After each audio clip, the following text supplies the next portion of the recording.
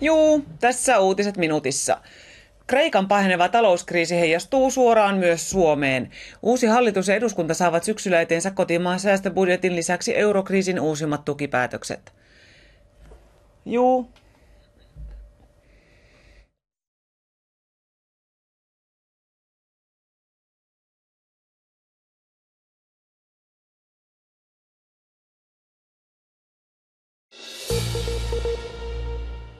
Uutiset minuutissa. Kreikan paheneva talouskriisi heijastuu suoraan myös Suomeen. Uusi hallitus ja eduskunta saavat syksyllä eteensä kotimaan säästöbudjetin lisäksi eurokriisin uusimmat tukipäätökset.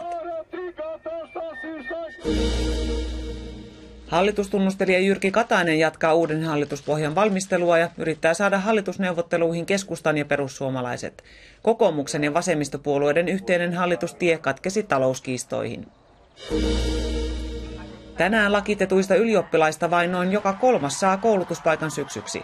Suosituimpia opiskelupaikkoja ovat ammattikorkeakoulussa sosiaali- ja terveysala, yliopistossa luonnontieteellinen sekä humanistinen ala. YK vaatii Sudania vetämään välittömästi joukkonsa kiistellyltä Abyein raja-alueelta. Pohjois-Sudanin joukot valtasivat alueen viime kuussa ja ovat aiheuttaneet suurta tuhoa. Aiheistamme laajemmin netissä.